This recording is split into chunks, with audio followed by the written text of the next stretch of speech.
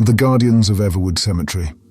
Everwood Cemetery, perched atop a hilly grove, was a serene resting place for souls that had left the mortal realm. For centuries, the graveyard had been watched over by its silent inhabitants, the spirits of those interred beneath the marble and granite. These guardians of Everwood were bound by an oath to protect the sanctity of their home from any who dared desecrate it.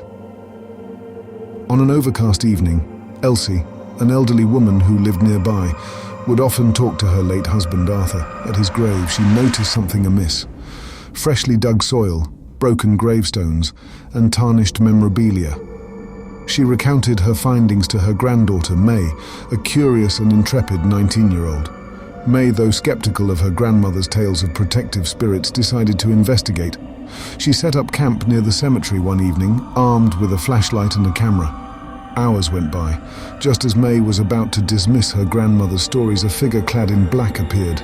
It was a man, his face obscured by a hood. He went from grave to grave, maliciously vandalizing tombstones and digging up personal mementos.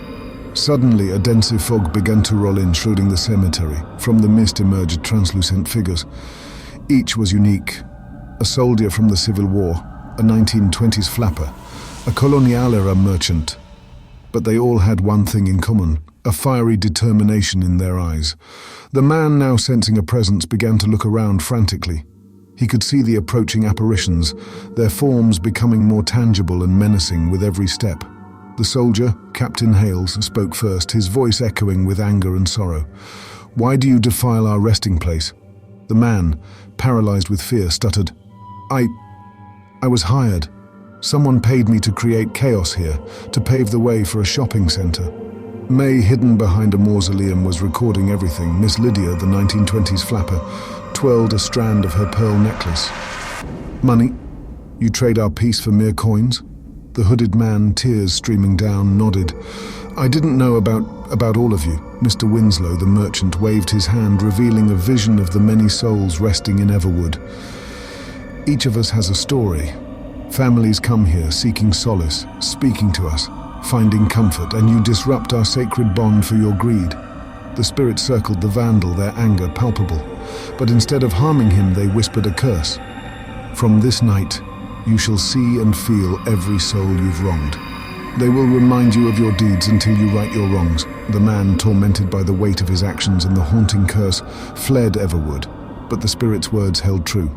Everywhere he went, he saw the ghosts of Everwood, reminding him of his desecration. May's footage went viral. The developer's plans were exposed, and the public outcry forced him to abandon the project. With the money he'd earned from the video's views and interviews, May established a trust for the cemetery's maintenance and restoration. The hooded Vandal, consumed by guilt and the relentless visions of the spirits, turned himself in.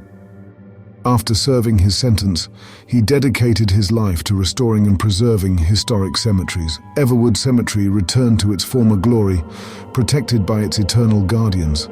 But it also became a testament to the living world, a symbol of reverence for the past and a beacon of hope for redemption.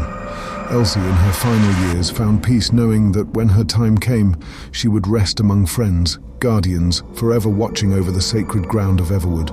If you dare to delve deeper into the shadows with us, be sure to subscribe to Chronicles of the Crypt for more spine-chilling tales from the unknown. Until next time, sleep with one eye open.